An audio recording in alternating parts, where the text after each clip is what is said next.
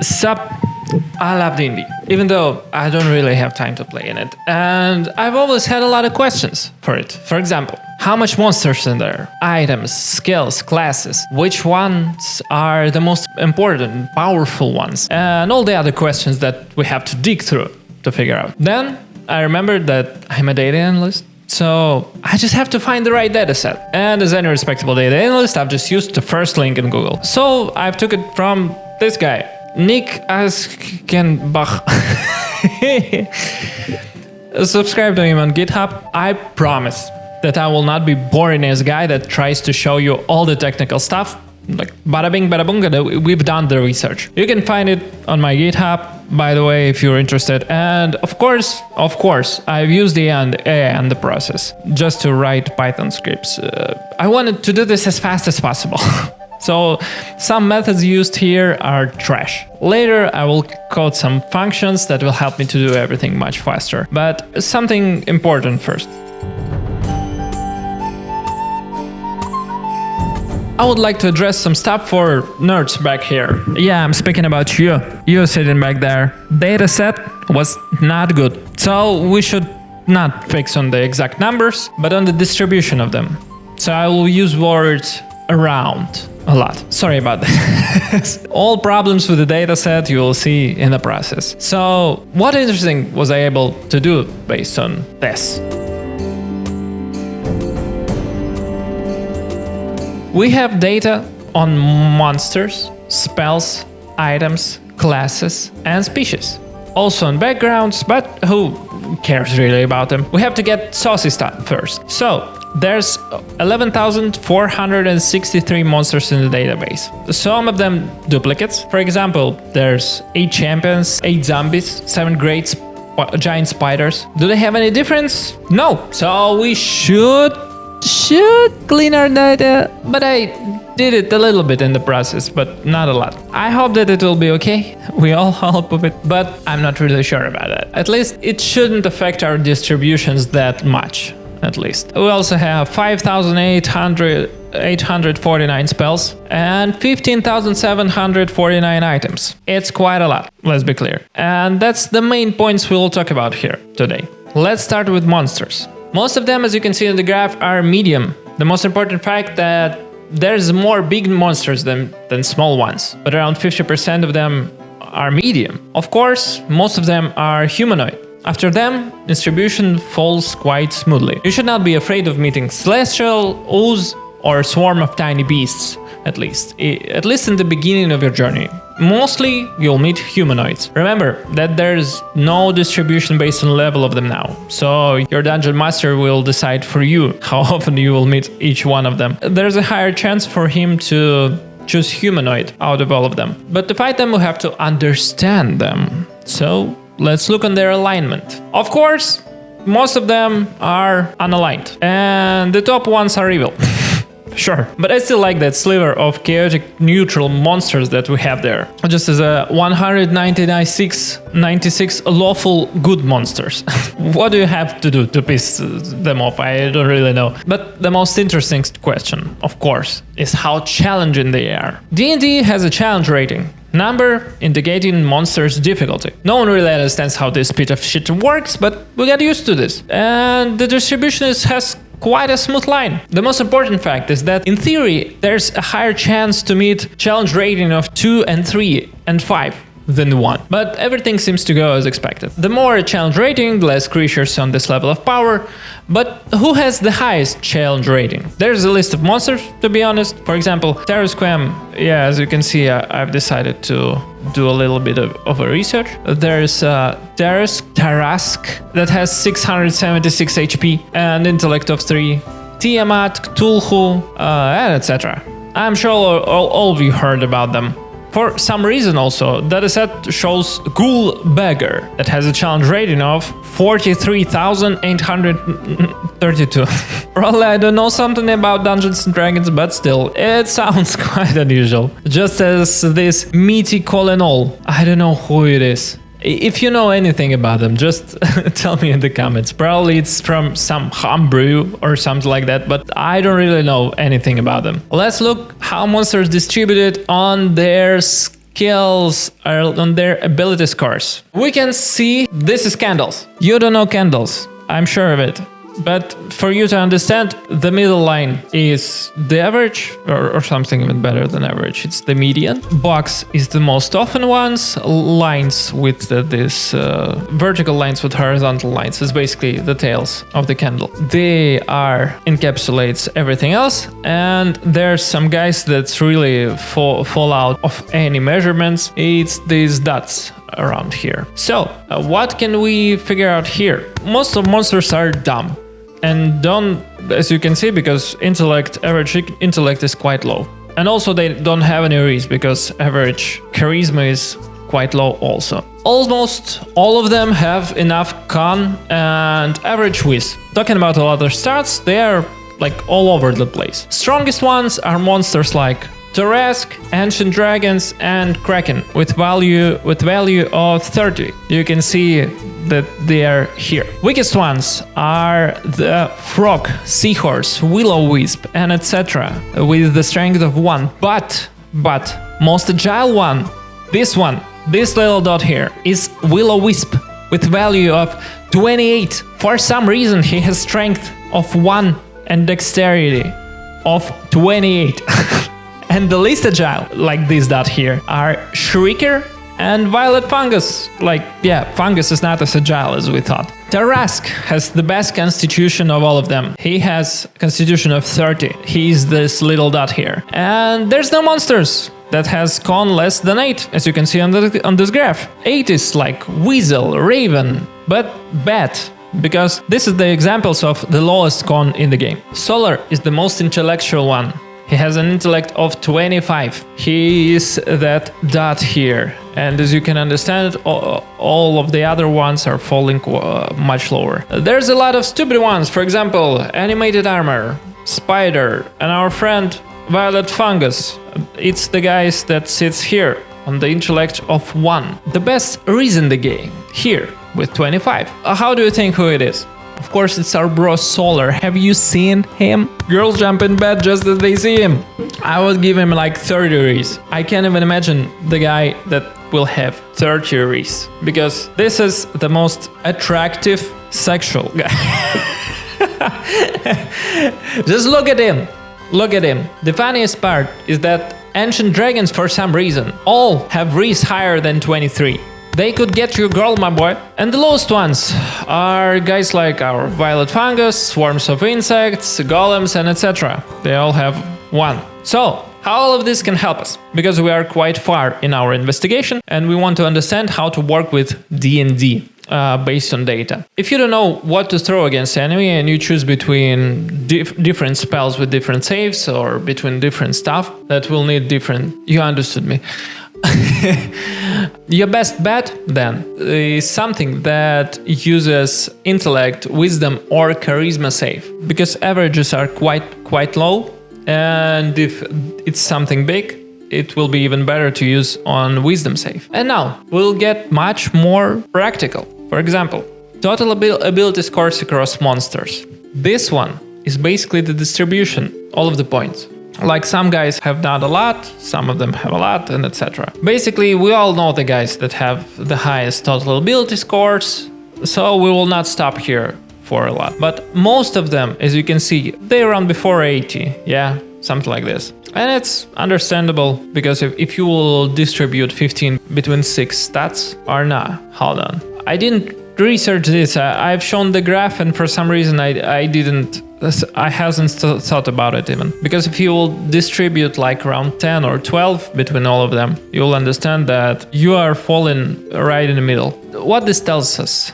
It tells us that the intellect of these guys will be even lower in average, and the charisma, basically. We have to use everything that uses saves with charisma or intellect. That's the easiest part. They will have like quite a lot of strength, not a lot of dexterity, much more con, and that will be the usual stuff. That will be the main point how they work. And now we will get much more practical. For example, armor and HP. Average armor in the game is around 13, as we can see. Also, there's a small peak in 18 range. So this is where you should expect most of your battles to be. Basically, on average, you will meet much more monsters with an armor rating around 13. But if you will fight something heavier, something tougher, there's a big chance that its armor rating is around 18 or 17, something around that. So you will be prepared to understand what do you have to throw. Most of monsters have HP lower than 30 or 50, so you should target this and you should keep it in your head. But remember that harder battles can rise like straight up to 200 HP. Do you know who has the lowest AC in the game? Like who is right here? Our friends Shrieker and Violet Fungus got. I love these guys. Plants, you know, because they're plants, because they're fungus. After them, it's like Gelatinous Cube that has 6 and Lemur and one more guy that has 7. Hardest ones are Turesk having 25 and Ancient Dragons and Solar having 22 or around that. Lowest by HP is a lot of small guys like rats, weasels, bats, frogs and etc. All of them have 1 HP. Hardest one, you know them, Turesk 676 HP, Kraken, Ancient Dragons, like some kind of ancient turtle or something like that. I don't remember already. It's written here. Dragon Turtle. For some reason we have Dragon Turtle. I don't know why. And what does it mean? If you want to know how to sort dragons by color, from toughest to easiest. Gold, red, silver, blue, bronze, green, black. And I don't understand why, because black should be the highest ones. Black dragon is like the scariest one, but he's not in here for some reason. Copper, white. Also, I don't understand why. Maybe it's some unthinkable procedure or stuff. Just tell me in the comments, because I felt myself dumb when I've been trying to research this. And after white we have brass. Hope this will help. See no reason in this gradation, but here it is. And okay, we finished with monsters. So let's look on something you could use, yeah? Probably one of the most interesting facts is that there's more second level spells than 0 level ones. But what can we do with this? Let's look at the highest level ones, right? It's something like Mass Polymorph, True Resurrection, True Polymorph, and all of that juicy stuff. You know all of them, I think, and I don't even remember can you cast 9th level spell or not. But there's a lot of them for some reason, 194. But starting as a mage, you would like to start some school, right? So which one has the most spells? And it's Transmutation. I always thought that it's Evocation, the one where you shout Fireball and all your party hates you.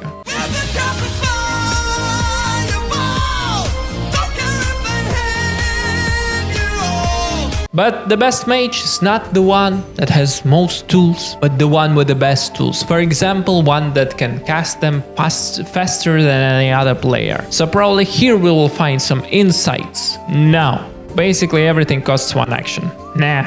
It's so prevalent that you shouldn't really worry about your time of cast, usually at least. Okay, let's think about something else. You have to do some stuff to cast spells. And it calls components. V is verbal, S is somatic, M is material. So for most of the spells, you have to have everything. Sorry about that, little mages. But for sure, the most prevalent is verbal part. The part where you shout something like Fireball! Sandstorm! Let's go to the most interesting part, yeah? Because that's all is just a preparation for the only thing that we're interested about. Damage, heal, types, and etc. I've always thought what could hit me with the highest probability. Leave your guesses in the comments now, because I'm sure that you will write wrong. You wrote fire, and you are wrong. It's necrotic damage, for some reason. Fire goes only after them. So the best average strategy is to hide yourself from necrotic damage, not from the fire one. Fire is also, of course, but necrotic also would save you the most. Because some spells need saving throws from you, yeah? Based on some of your abilities, for example, like on Constitution, on Wisdom, on Dexterity, on Charisma, on Strength, and etc. I called Intelligence, etc. And you know why? Because basically, Intelligence doesn't save you from almost anything. Of course it's Constitution, on the top. After this is wisdom and dexterity. So if you are a tank, please work on wisdom and dexterity. You will really need them because most of the spells will bounce off out of you if you will work on these ones. Intelligence doesn't really save you against anything, and some spells in D&D require concentration. So how much of them? Exactly 4.4%. But based on our data set, it's around from 4 to 5, around that. And here we can find the thought that we should not worry about concentration spells. Yeah, who cares about them? But remember, we are talking about amount of spells, not about casting frequency. So some mage could cast only concentration spells for some reason, because your DM decided this way. And okay, so now the juiciest part.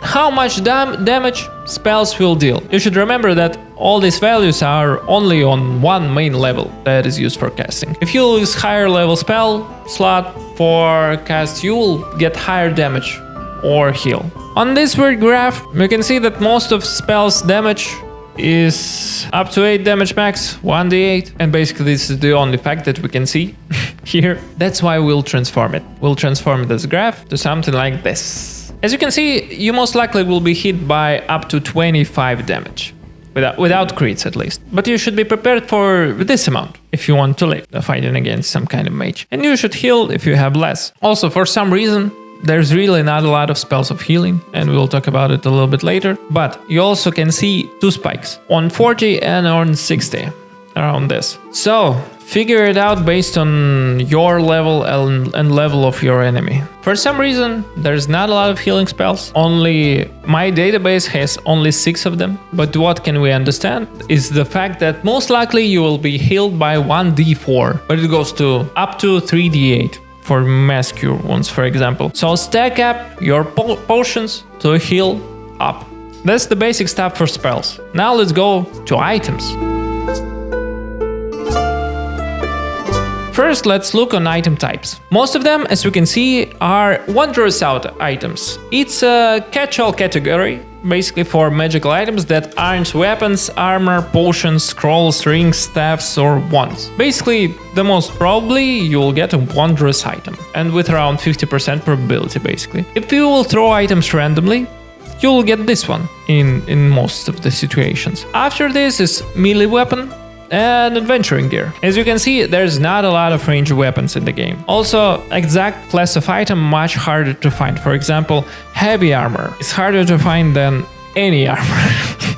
I think it's understandable, but some people don't really understand the idea behind that. Because as you can see, there's only 500 of heavy armor and 600 of medium armor. So in sum, armor is around the same probability to find just as melee weapon, but also you have different types of melee weapon and etc. But now my favorite graph for the day. Looking at a basic item distribution, we'll get a lot of the questions. For example, why rare is more common than common?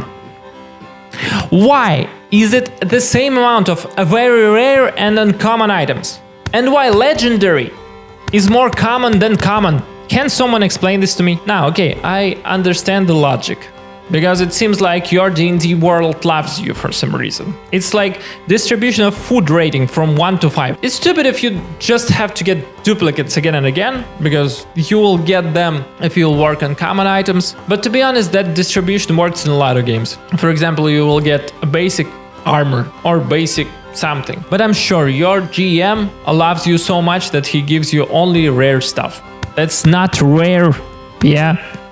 You could have some question for this graph. And that's why I exclude some values to show it correctly. Because here you can see problems with data. As you can see, some items have no rating or have yes as a rating. So we have to work with all of this with a grain of salt for sure, with this distribution. But I would believe it. A lot of items have to be attuned, but exactly 40% of them. So we have to understand beforehand, just beforehand. Also, most of items are lighter than 20 pounds, but there's some really heavy ones. So let's find one that has highest weight. This one. Can you figure out what this is? I'll give you 3 seconds. 3, 2, it's a barrel. A barrel is the most heavy item in the whole game for some reason. After this, it's a lot of armor. Plate armor for fire resistance, demon armor, and etc. Now we'll go to something much more interesting, to the damage. Most of items have damage around 1d8 or 1d6. I'm sure you already know that. So let's do the same what we've done for spells. That's better. But which one has the highest damage of them all? Like, what is this on 24 and 20? 24 is Potion of Poison and it has a max damage of 24. 20 is a bit of Force and it has a max damage of 20. And after that we have all weapons and etc. So here you can understand how much damage you will get from basic attacks or weapons. And you could be prepared to get the damage in your face. Because now we understand that almost all of the stuff hits us on up to 20 damage max. If person hits us with a weapon, it's also his modifier and etc. So it's around 20. If he hits us with a spell, it's also on average should be not more than 20. So we should try to stay higher than 20. If you will think, and a new piece of important info, try to think which type of damage is better to be protected against. Emotional damage. Again, 3 seconds for you. 3. It's piercing. I have always thought that this is slashing, but there's more items based on piercing for some reason. So you should focus your build on that, I think. And the last one. What is AC values of all our items that has one? Average is 14 and the max is 18. There's 2 items in one. Try to guess what it is. Of course, it's a ring and cloak of protection. They protect you on 1. After this, there's a lot of shields in 2. For some reason, shields give really small amount of armor rating, to be honest, because it's shield. So, if you're interested in more deep dives on any theme really, or exactly D&D, for example, which race is overpowered, the deep dive and math of D&D based on statistics, or anything, leave a like, subscribe, and write a comment about it. I will be glad to continue our research on D&D, or to dive in any other one. Have a nice day, and bye!